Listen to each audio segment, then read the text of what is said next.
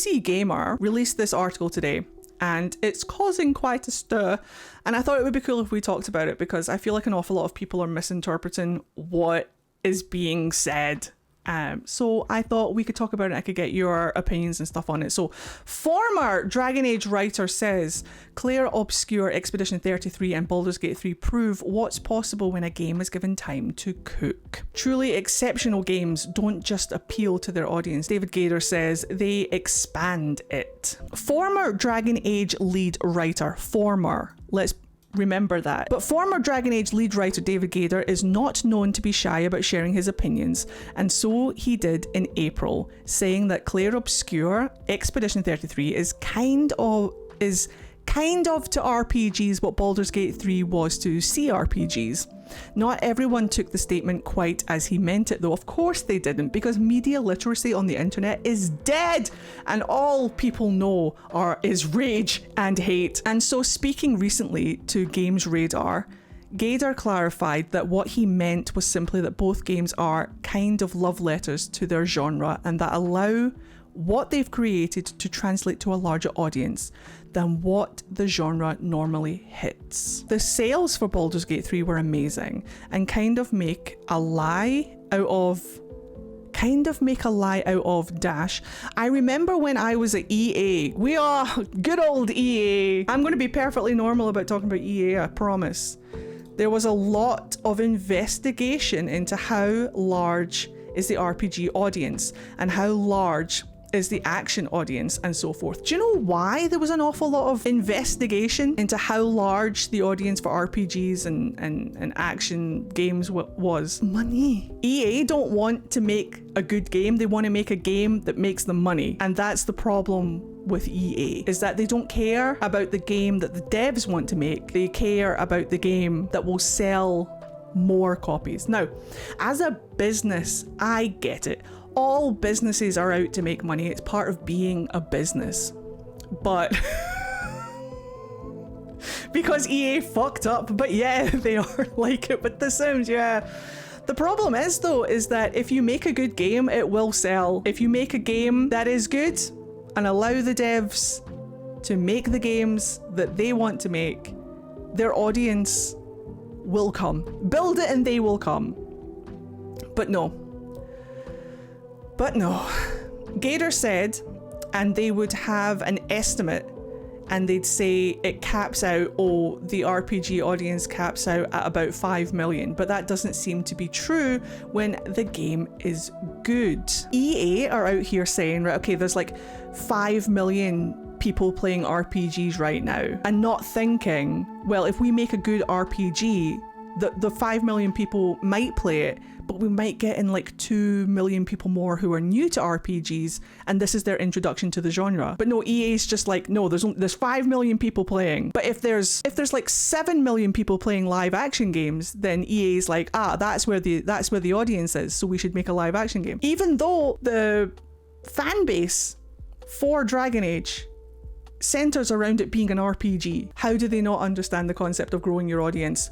Because it's stupid. Good is very subjective, it is, and it doesn't always add up to success. Plenty of good games are overlooked or fail to meet some arbitrary sales goal for any number of reasons, not least of which is the overwhelming number of good games out there.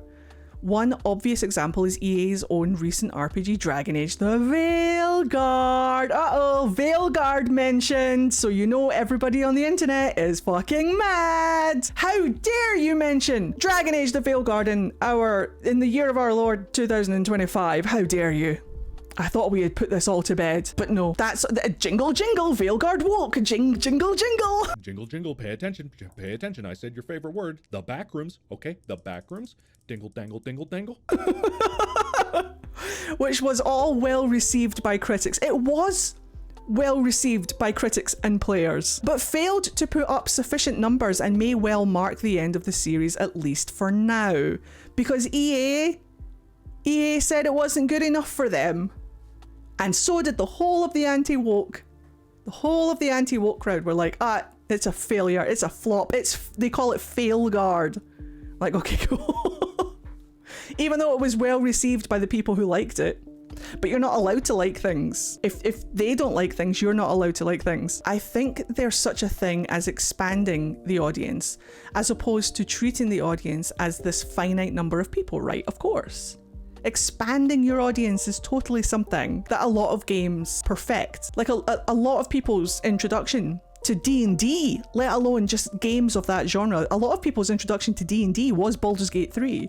It's not just people who like that genre of gaming that are playing those games. It's people playing the games, enjoying it, telling people that they're enjoying it, and then introducing new people into the genre.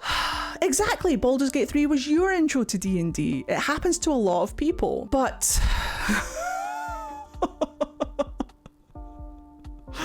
but... He said, and I think that's what Expedition 33 really does. I think it manages to take the elements of JRPGs, and I don't think it's doing a lot of new things, honestly. It's taking a number of more recent trends and kind of building them up in an interesting way that I think makes it very accessible to people who normally wouldn't play JRPGs. I agree. I've seen a couple of clips of Expedition 33, and it does look like an interesting game. It looks like a game that I would definitely want to play. I love JRPGs, but it also looks like if Persona, if Final Fantasy, if like any other game from the JRPG genre just got fused together and had like a baby. They're not doing anything like groundbreakingly different, but it works and I want to play it. Turn-based are fun, even gacha ones. Look, I love turn-based games. I love turn-based games. This might be a lot of people's introduction to turn-based games or into like JRPGs. It is like a mix of Persona with the visuals of Final Fantasy. Exactly. Even with like the way that the attack options come up on the screen, it kind of reminds me of Persona. But it's an enjoyable game, apparently. I haven't played it yet, so I'm only going off of what you guys have told me. Everybody who I know is playing it is enjoying it, and it's introducing a lot of people who have never played JRPGs before into the genre, even though it's made by a French company, isn't it? It's not actually made by a Japanese company, it's made by a French company, which is even more interesting that a French company have taken the JRPG genre and made it their own. They're all ex-Ubisoft devs. Oh, I hope they're in a much better place now than they would have been at Ubisoft. I hope they're in a much better place. I mean, they're clearly doing well. But is that another example of devs being allowed to make the games that they want and not the games that the corporations that they're under are telling them to make? Because that's what happened with Veilguard, and that's why a lot of people like David Gaider left EA in the first place, because of the conflict between the game the EA wanted because they thought it would sell well to the game that the devs wanted to make because they wanted to write a good story. The people that are kicking off about this, saying that, oh, like Dragon Age Veilguard had 10 years to cook and still it was awful. It didn't have 10 years to cook, because within those 10 years, EA was trying to make a different game. They had to like reset the whole project like twice, because EA wanted to make a live action multi-platform game and the devs wanted to make Dragon Age. So most of that 10 years was spent fighting for what the game was even going to be. It didn't have time to cook. What David Gaider is saying is that if you give devs the opportunity to just cook and make the game that they want, you'll get good games. But if you're constantly bombarded in your workspace by a company that's saying, no, we want to make something that's completely different. Can you guys imagine if Dragon Age came out as a multiplayer live game? I remember when that first got announced, we were all up in arms. Like the whole, yes, let devs dev. The devs, we're not allowed to dev. I said that as well. If Dragon Age the Veilguard had been an online multiplayer, blah, blah, blah, blah, blah, I wouldn't have played it. I was so up in arms about it. And so were we as a community. I know a lot of you guys are newer here now, but when it was first announced, I remember this whole community were like, what the shit? You better not. You had better not. Do not make me wait 10 years and then release a fucking multiplayer live action bullshit. Do not do that. So most of the 10 years, whilst the devs were supposed to be deving, most of those 10 years were them fighting with EA, just trying to get Dragon Age approved to be what it is, and not this fucking live bullshit that EA wanted. That's what David Gaider is saying. But of course, media literacy is dead. And EA has always been obsessed with an online game. I know, they wanted The Sims 4 to be one, but backed out because of fan outrage. They only wanted one because they know the formula makes money. Exactly. No, they wanted it for Dragon Age Inquisition as well. And for Mass Effect. That's why Mass Effect Andromeda is the way that it is. And that's why there's the multiplayer option in Dragon Age Inquisition. They've been trying to make this multiplayer live action game thing for ages. Not even just for Veilguard, for ages. If they had let the devs just make a Dragon Age game over those 10 years, I can guarantee you we would have gotten another Dragon Age game. And the game that we got, to be fair, the game that we got was well received by critics and well received by the people who played it. The only people who didn't like it are people who don't like trans people, and some people that genuinely didn't like the game. That's okay. It's okay if you don't like Dragon Age. It's okay if you didn't like Veilguard. That's fine. But if your only reason for not liking Dragon Age is top surgery scars, then please, please read a book. As an author, we cannot take a first draft of the world building and compare it to the final creation. I agree. Credit where credit is due. I'm amazed that we got what we did. Yeah, they took a litter game and gave us the best they could. That's what I'm pissed off about. The devs got so much shit. They were set up to fail by EA. When the game didn't produce the amount of copies sold that EA wanted, they used that as an excuse to then fire the devs, even though EA were the reason. Like, I don't know how much of this is BioWare as well. I don't know how much of this is like the higher ups at BioWare. I don't know how the hierarchy in the company goes, because unlike popular opinion, I am actually not the CEO of BioWare. I've been lying to you guys this whole time.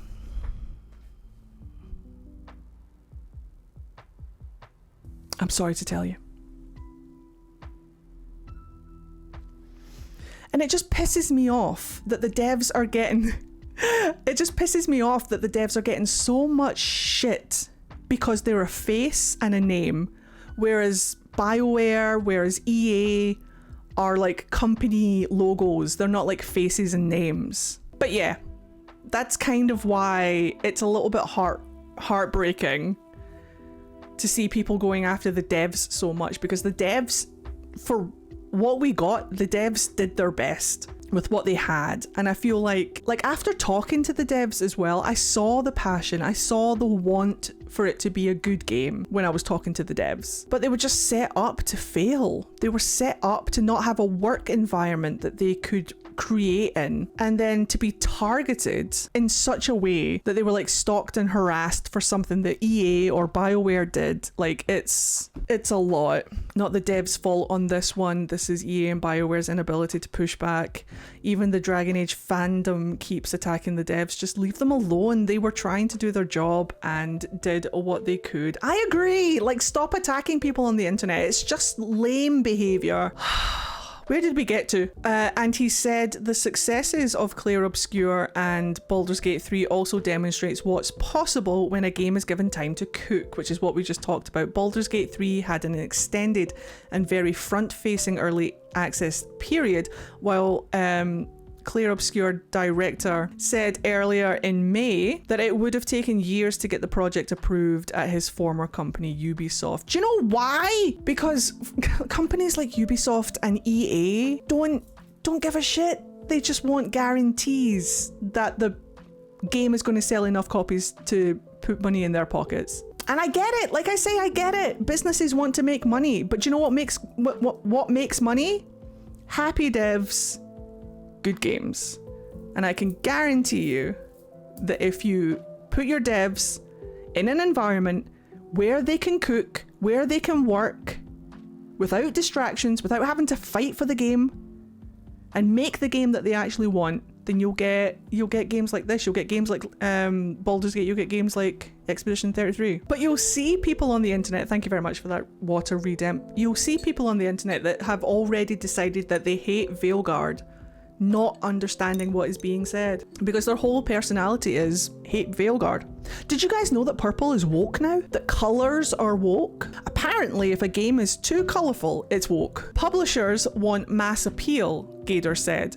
They want to feel comfortable, de-risk it by imagining how the appeal translates to many different kinds of audiences, which I think often kind of ends up diluting the very specific things a game can do.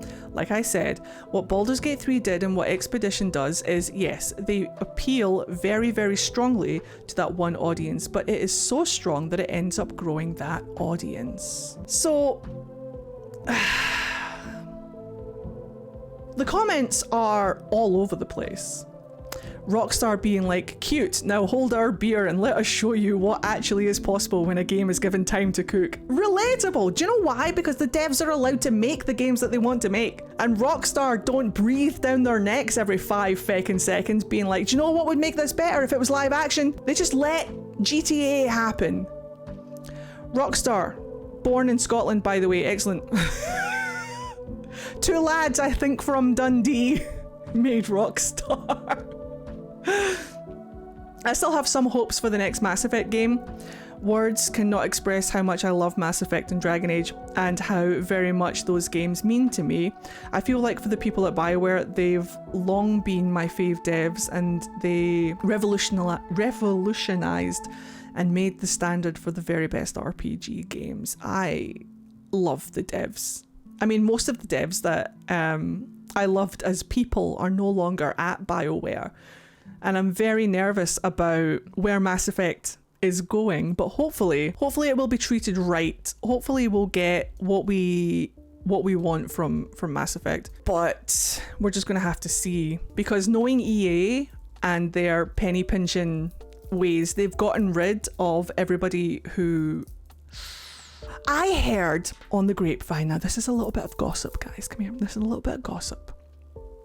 I heard on the grapevine that, and by the grapevine I mean the internet, I heard that the Mass Effect team are very snobby and are very elitist compared to what the Dragon Age team was. Like, they're the mean girls at BioWare saying like, oh, you can't sit with us. And I don't know how true that is, but I'm hoping that they're not going to ruin Mass Effect for us. That's all alleged, by the way, for legal reasons. That is alleged. I don't know for sure. I've never met them. I don't know who they are. Alleged. Alleged. Hopefully it's just rumors, but it's alleged rumors. I don't know for sure. I don't know for sure. This has become a trend. Say hello, Hey, Bianca. thank you very much. Welcome in. Subscription. Woke. Hell yeah, thanks for being woke in my channel. That's almost a year. Welcome on in. How are you today? This has become a trend in Canadian companies owned by outside corporations, that those passionate about the company and what they do get pushed out and fired. Yes, unfortunately, I think you are correct. But then that leads the question with the people who are left over. Why are they left over? Why weren't they fired? What are they contributing to the company? Do you know what I mean? I feel like an awful lot of Mass Effect is going to be outsourced. AI might be involved, I'm not sure, but I know that EA is heavily involved with things like outsourcing and AI, and when you cut down your workforce with no intention to hire new people, it leads me to think that maybe the penny pinching is going to be leaning more towards outsourcing and AI, and I better not get a Mass Effect that is made with AI, I swear to God. I mean, there's uses for AI. I'm not outright shitting on AI for certain things. There are certain things that AI can do to help workloads be lighter, but when it's replacing people, when AI starts replacing writers, artists, voice actors, no. What was that game that planned on using AI for most interactable characters? I don't know. You're telling me that the people that EA didn't lay off could be a little egotistical about their position? Shocker. Alleged. Because they don't push back and go with the flow. It's those that don't bend that get thrown out. I'm speaking as one of those that were 5. Yes, I'm afraid so. I'm afraid the nail that sticks out gets hammered down or removed and stuff. Unfortunately, that is the way to go. Not all chefs are of the same ability. No, but I bet you even Gordon Ramsay would struggle to make a souffle if someone was breathing down his neck trying to get him to make a steak. Do you know what I mean? Like if Gordon Ramsay, Michelin star, 14 Michelin star chef, was in the kitchen trying to make a souffle and someone else came in and started yelling down his throat, "That's not a steak!" He's like, "Damn it, it's a fucking souffle. Of course I'm trying to make a souffle." And he's like, "No, we need a steak." So he goes off and he gets the steak. He puts the souffle in the bin because it's not a souffle that's trying to be made. Apparently people want a steak. So he goes and gets the steak. But then the boss comes in and he's like, "Well, that's not a souffle, is it?" And he was like, "You told me to make a steak." It's raw! I'm an idiot sandwich! It's fucking raw! It's raw. It's... I bet even Gordon Ramsay would struggle. He gets his cooking attitude from her.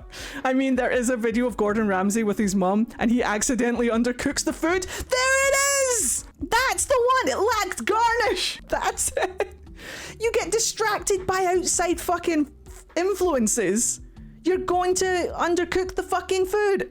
Even Gordon Ramsay. Talent is important. That was the missing element in Veilguard. Yeah, and I bet you loved Origins, which was written by the same fucking people. The same fucking people wrote Origins, wrote Dragon Age 2, wrote Inquisition. And yet, you effing donut, the talent was all there.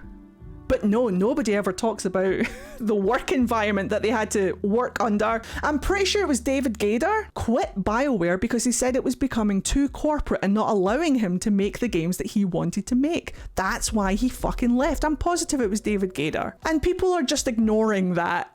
People are like, "Oh yeah, I hear what you're saying, but I'm not hearing what you're saying. It must be the talent."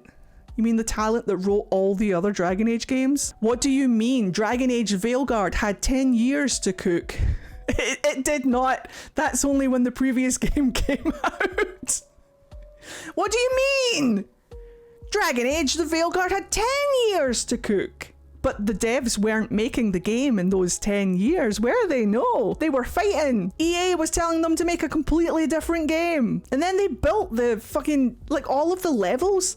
Like, I'm pretty sure that the reason that Veilguard is set up in the lighthouse with all of the different maps that you go to is because that was the original layout of their live game. I'm pretty sure, like, that's why you go to all the other maps. It was when the Dragon Age the Veilguard was being set up to be like a live action, a live multiplayer game, a live service multiplayer game. Like, the hub was going to be the lighthouse, and then you go out in your teams of multiplayers to all of the different maps. That's why it looks like the way that it looks. Because by the time the devs were like, "We just want to make a fucking Dragon Age game. We don't want to make a live service game, please, EA." By the time they had like gotten Dragon Age back, I don't know how many years had passed, and neither do you. Neither do you, Jinx. Veilguard was not in production for those entire 10 years. You fool. Proper development time is a necessity, but not exactly breaking news. What it does not guarantee is a good product. Surreal to indicate franchise killing Veilguard as one. And that's got very little to do with time. 10 years since creating an enjoyable game clearly wasn't the priority. Where's my... Hold on. I need music for this. Proper development time is a necessity, not exactly breaking news. What it does not guarantee is a good product. Surreal to indicate franchise killing Veilguard as one. And that's got very little to do with time. 10 years! Since creating an enjoyable game clearly wasn't the priority, which unsurprisingly wasn't well received by critics and players at all. I mean, did you guys like it? Did you guys like Veilguard? There's a more? Oh, for fuck's sake. Okay. Read more. And since when break even? What? And since when break even? Recuperating at least the money invested in producing something is now an arbitrary sales goal. Well, damn. Calm down. down. I wish I was playing Veilguard right now. I wish my PC ran it. Me no grammar. Me no understand pronouns and quotation marks. Dragon Age is meant to be our story to connect to each person individually and take us through growth and make us face things that test our own view of the world. That is what a good RPG does. I agree. It's also very much for the gays. And I feel like an awful lot of people are stepping on the toes. But the thing is that if you don't want Dragon Age to be gay, you can play it totally straight. Like, it doesn't have to be a gay experience for you. It's just that gay people are included. Trans people are included. And if you don't want that experience, you don't need to play it that way, my guy. It's totally not that deep. But no. And they call us easily triggered. Dragon Age the Veilguard is almost, but not quite, as bad as some of the reading comprehension in the comments. The game was absolutely well received by critics. It still has an over 80 score on Metacritic. That was kind of fire. As Andy correctly states, it was well received by critics, but it wasn't a big hit with the gaming public. Metacritic, as of right now, crit score to 8.2, user score 3.9. We are all free to speculate as to why that was, and there are plenty of theories. Yeah, because people downscored it. Like, I don't even think that the user score is accurate because people mass hated downscored it. Like, it's all over scoring platforms. People were just so up in arms about top surgery scars and trans people that they went and mass downscored it. So I don't even think that this is like a fair number. For another data point to look at Steam, where the score is 69% favourable. Nice. Or 6.9 if you like. No, I like the 69%. When you boil away all of the agendas, and there are many, you are left with something that is very mediocre, that took a decade to push over the line and cost a fortune to make. It's hard to be impressed, and it is gossip-worthy. Generates discussion. I mean, that's correct. And they're entitled to feel that way. I don't think it's the best Dragon Age. It certainly didn't overtake Inquisition as my favourite Dragon Age, and I wanted it to. I really wanted it to be my favourite Dragon Age. I was ready for it to be my favourite Dragon Age. But I was disappointed with many aspects of Veilguard, but I still don't, like, go on the internet and start ranting about it. I mean, I might start ranting about the things that I didn't like about Veilguard, but it'll be coming from a place of like genuine criticism and love rather than pure hate and rage clicks. Some of these people wouldn't enjoy the game ever. Dragon Age Origins would be badly received today, and I stand by this. I agree with you, actually. And even if it was a story about gay people or trans or whatever, does it remove you so much from the story? I've played dudes for 29 years and haven't grown a magical downstairs part. Well, it's what you said. Who said it earlier? Somebody said that, what was that quote you said?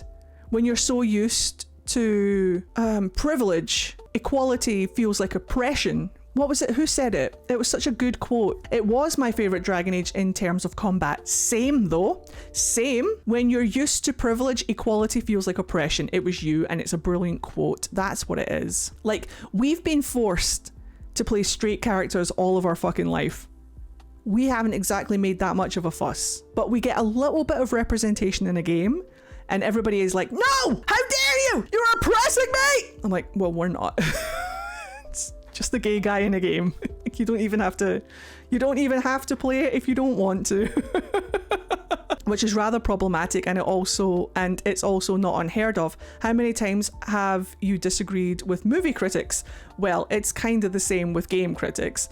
There are many reasons as to why that happens, but at least in the gaming industry, when it comes to games news outlets, there are a lot of consolidation, meaning that several outlets are owned by the same people, and they tend to push the narrative in the same way. Unlike the anti-woke, of course, they're not pushing narratives in any which way, are they? No, of course not. Also, reviewers are, more often than not, game journalists as well. What's the problem with that? Simple access journalism is a thing, and in turn, that creates conflict of interests. Gaming outlets are just a part of the system, and they've been for a while. Just another branch of PR for gaming companies. I don't know what your point is. What's the point of this? What have you said? I can't decide whose side you're on. Which I actually respect. It's nice to see people actually taking a centrist kind of position rather than pretending to be centrists and then diving headfirst into the right-hand side of the pool. But, yeah, so I feel like I feel like this was something that David Gaider said to give context as to why Dragon Age Veilguard turned out the way that it is, and media literacy and reading comprehension on the internet is shrouded by visceral hate and a rejection of things that are woke. But hey, this discomfort arises from the loss of advantages they previously enjoyed. But the thing with that though is that they haven't lost anything. They haven't lost any advantages. They aren't facing any discrimination. They aren't facing any erasure or anything, whilst at the same time claiming that they are, and then demanding the erasure of not just gay and trans people, but black people, other minorities, women. It's very male loneliness epidemic, honestly. And pick me women who want to just fit in. It's harming no one. If a woman wants to get involved in something, let her. Who the fuck cares? If a gay person wants to be involved in something, let them. Who the fuck cares? Imagine being in a situation, imagine being someone who is upset by DEI, by diversity, by equity, by inclusion. Imagine being upset about things being woke. Imagine. I think it says more about them than it does about us, honestly. They're still the dominant majority, but because they see others existing outside of their norm and not validating their dominance over society, it feels like a personal attack against them. Very true. I just want to say to all these people, but you can't ignore it because they are freaking everywhere, I know, and they're so loud.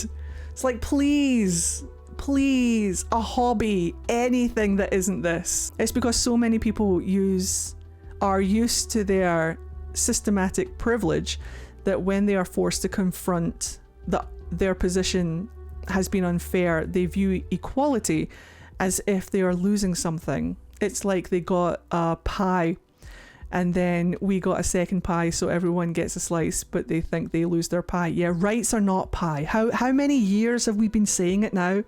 How long have we been saying it for? Rights are not pie. It doesn't matter. And do you know what? Games are not pie. If you don't like a game, you're entitled to not like your game. Go and make your fucking video essay about how much you fucking hate the game, but do me a favor, and if your video essay about hating a game doesn't at the end include at least some constructive criticism that can help games get better in the future, then